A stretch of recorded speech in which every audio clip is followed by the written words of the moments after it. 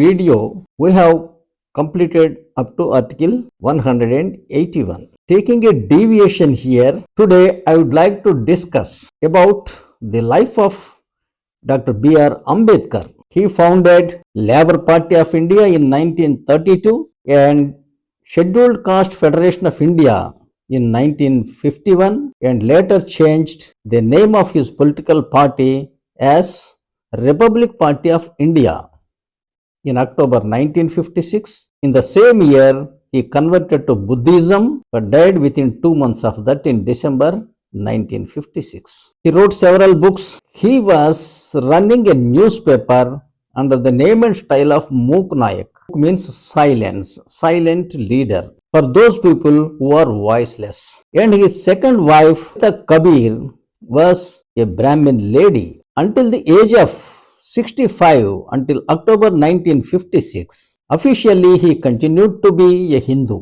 Only in October 1956, he converted to Buddhism. When he registered his political party as Scheduled Caste Federation of India in 1951, Nehru was a shrewd politician and opponent to Ambedkar.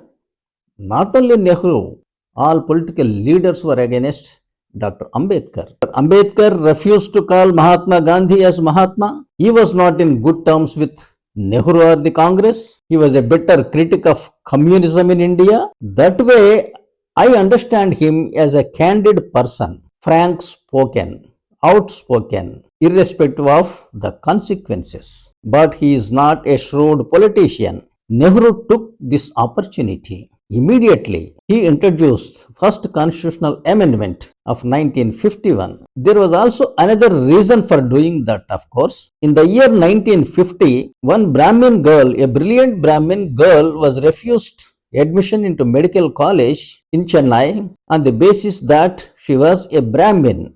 The quota granted for Brahmins was over. She filed a writ petition before the Honorable High Court of Madras, which ruled in her favor, holding that caste-based reservations cannot be given under Indian Constitution in educational institutions. They are not to speak of caste-based reservations in government jobs. The state of Tamil Nadu went in appeal to the Supreme Court, which also supported the view of the Honorable High Court of Madras. Nehru took this as a political opportunity. He immediately introduced the first constitutional amendment of 1951 to the effect that clauses 4 were added to Article 15 and Article 16. We know Article 15 related to equality of status, which prohibits discrimination of citizens based on caste, community, creed, region, religion, language and sex. Whereas Article 16 related to providing of jobs in government sector, which also proscribes discrimination of citizens based on caste, community, creed, region, religion, language and sex. Originally, there were only 3 clauses in Article 15 and Article 16, whereas Nehru introduced the first constitutional amendment of 1951 and added clause 4 to Article 15 and 16 as well. In Article 15, he stated that the government shall not be prevented from taking steps to advance the interests of educationally backward classes, economically backward classes, scheduled castes and scheduled tribes. And in Article 16, Clause 4, he added that it shall not prevent the state from reserving employment in favor of communities which, in the opinion of the state, are not adequately represented in government employment. Please understand, the present reservation system is based on the first constitutional amendment introduced by Jawaharlal Nehru, but not by the constitution or by Dr. Ambedkar. In the constitution, there were reservations for scheduled castes and scheduled tribes in legislatures, in parliament and the state legislatures under Article 330 and 332 for a period of 20 years as limited by Article 334. Which of course are being extended every 10 years and at present they are valid up to 2030. The narrative of the party of Dr. Ambedkar covered hardly 15% of the population, while the narrative of the first constitutional amendment of Jawaharlal Nehru covered 85% of the people of this country. As a result, Ambedkar's party was totally routed out in the elections, got just 2.38% of polled and valid votes, and he himself lost. Whereas Congress party got 45% of polled and valid votes and won 75% of the seats of the House of the People. And Jawaharlal Nehru continued to be Prime Minister. There was a temporary ministry from 1947 to 1952 under the Prime Ministership of Jawaharlal Nehru, in which Dr. Ambedkar was a law minister. Scheduled caste voters did not support Dr. Ambedkar. We can understand the consternation or the exasperation of Dr. Ambedkar. In October 1956, he converted to Buddhism and he changed the name of his political party as Republic Party of India.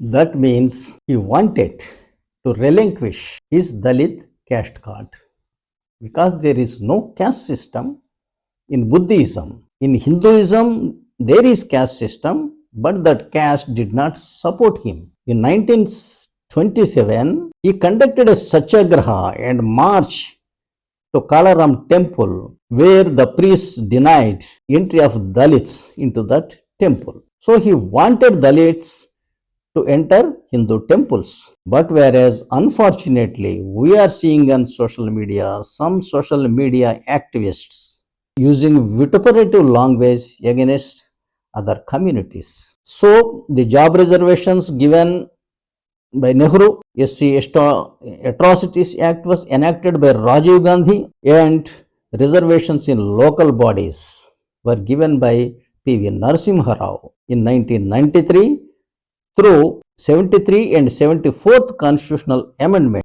Some social media activists are using the worst language against Brahmins especially. But I told you with proofs that it was Brahmins who have provided reservations in jobs and political reservations in local bodies. So these people are disturbing the social harmony and they are spoiling, misleading the Dalit youth. Instead of educating them to utilize the reservations, work hard and come up in life, they are inciting the youth against other communities. The persons who migrate to other communities recently will be more aggressive against other communities than the ones who were born in that religion. But I tell you, all this fault lies with the government. When liberty of thought, expression, faith, belief and worship are contained in the Constitution, and equality is sanctum sanctorum of the Constitution, if somebody violates or insults the faith, belief and worship of other persons, it is the government who should protect the constitutional values. The blame lies purely with the government. In my opinion, Dr. Ambedkar, but for his starting a political party in the name of Scheduled Caste Federation, is respectable, adorable, honorable throughout the world. Like Gandhi, he is the advocate of equality. He should be adored by every Indian citizen. Instead, these social activists are making him leader of a small section of the society and showing him in a vilified mode. In fact, he belongs to everybody. He belongs to all the Indians. He has done great help by providing such a largest written constitution in the world and also the best constitution in the world. Thank you. Thank you for watching my video. I request you to please subscribe, share and comment on my videos. I would be glad to reply to your worthy comments. Thank you.